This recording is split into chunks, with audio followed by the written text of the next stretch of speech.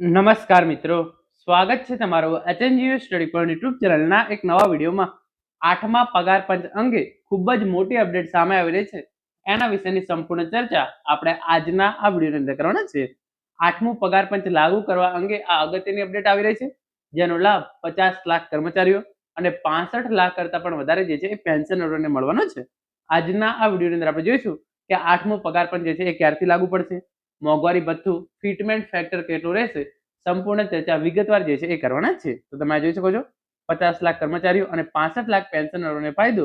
8મું પગાર પંચ લાગુ કરવા અંગે 8મા પગાર પંચ અંગે મોટી અપડેટ. તો જે પ્રમાણે જે અહીંયા તમે જોઈ શકો છો, ખાસ કામનું 8મા પગાર પંચ પર મોટી અપડેટ. કેન્દ્રીય કર્મચારીઓ ભૂલ્યા વગર વાંચે.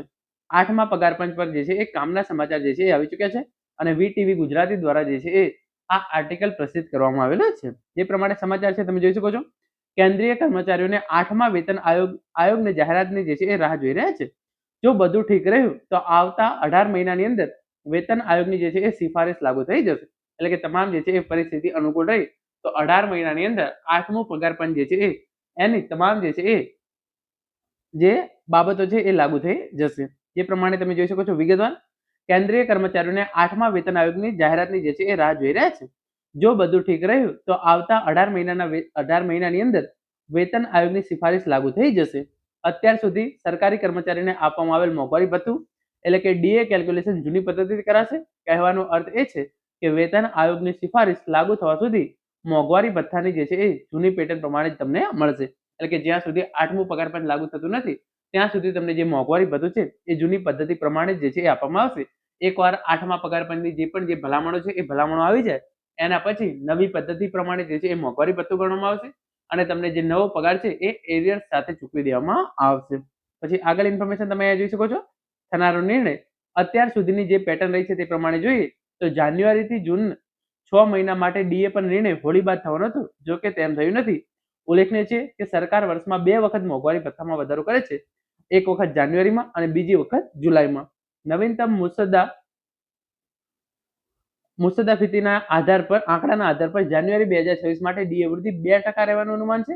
જો એને લાગુ કરવામાં આવ્યું તો વર્તમાન ડીએ 58% થી વધી મૂળ વેતન પર લગભગ 60% જેટલું થઈ જશે. એટલે કે સરકાર દ્વારા દર વર્ષે 2 વખત જે છે એ મોંઘવારી ભથ્થું વધારવામાં આવે છે, એક વખત જાન્યુઆરીમાં અને બીજી વખત જે છે એ જુલાઈમાં.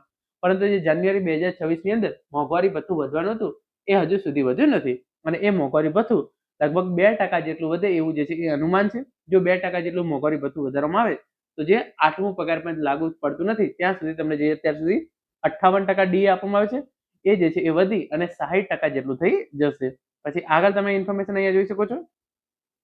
જાણકારોનું માનવું છે કે સરકાર દ્વારા દર વર્ષે માર્ચ મહિનામાં જે છે એ નિર્ણય લેશે અને કેન્દ્રીય કર્મચારીઓની સેલેરીમાં વધારો જોડાઈને આવશે. તેની સાથે 2 મહિનાના એરિયર્સ પણ જોડીને સેલેરીમાં આપવામાં આવશે. કહેવાનો અર્થ એ છે કે 31 માર્ચે જે સેલેરી થશે એમાં વધેલું ડીએ જાહેર થવાની જે છે એ સંભાવના છે. પહેલી વખત એ થશે કે 8મા પગાર પંચ દરમિયાન કેન્દ્રીય કર્મચારીઓને જે છે એ વધેલો પગાર મળશે. એટલે કે જે જાન્યુઆરીની અંદર મોંઘવારી ભથ્થું વધવાનું હોય એ મોંઘવારી ભથ્થું હજુ સુધી વધ્યું નથી. તો સરકાર જે છે એ માર્ચ મહિનાની અંદર એટલે કે ચાલુ મહિનાની અંદર જે છે એ ડીએ ની અંદર જે આ વધારો કરશે એનો નિર્ણય લેશે. તો આ જે સેલરી આવશે હવે તમારી માર્ચ મહિનાની અંદર, તો એની અંદર તમારી જે માર્ચ મહિનાની સેલરી થતી હોય એ અને પાછલા 2 મહિનાનું તમારું જે છે એ, કારણ કે ડીએ ની અંદર જે જાન્યુઆરીની અંદરથી વધારો થાય છે એ વધારો થયો નથી તો 2 મહિનાનું એરિયર છે એ પણ તમને જે છે એ માર્ચ મહિનાની અંદર જે સેલરી આવશે એની અંદર જે છે એ ચૂકવી દેવામાં આવશે. પછી આગળ તમે જોઈ શકો છો ક્યારે લાગુ થશે. ઉલ્લેખનીય છે કે ગયા વર્ષે સરકારે જાન્યુઆરીમાં 8મા પગાર પંચનું એલાન કર્યું હતું. તેના માટે ટીમ ગઠન નવેમ્બર મહિનામાં કર્યું. ત્યારબાદ ફેબ્રુઆરી 2026માં વેતન આયોગને એક ઓફિશિયલ વેબસાઇટ શરૂ કરી છે. આ વેબસાઇટ પર હિતધારક પોતાના સુઝાવ આપી શકે છે કે વેતન આયોગ સાથે જોડાયેલી માહિતી પણ જે છે એ મળી શકે છે. વેતન આયોગનું આ સિફારિશ 18 મહિનામાં લાગુ થશે. જો કે સરકાર તેને અક્ષરશઃ લાગુ કરવા માટે બાંધ્ય નથી, પરંતુ અમુક હદ સુધી તેની સિફારિશને માનવામાં આવે જે વેતન આયોગ દ્વારા નક્કી કરવામાં આવશે. એટલે કે જે 8મું આ પગાર પંચ લાગુ કરવામાં આવે છે એ 18 મહિના સુધી જે છે એ તમામ સ્ટડી કરશે અને એના પછી આ 8મું પગાર પંચ છે એ લાગુ કરવામાં આવશે. લગભગ 2027 ની અંદર જે છે એ 6 મહિના પછી એટલે કે અડધું 2027 પૂરું થઈ જાય એના પછી 8મું પગાર પંચ જે છે એ લાગુ પડશે એવી પૂરેપૂરી જે છે એ શક્યતા છે. પરંતુ એરિયર્સ તમને 1 જાન્યુઆરી 2026 થી ચૂકવી દેવામાં આવશે.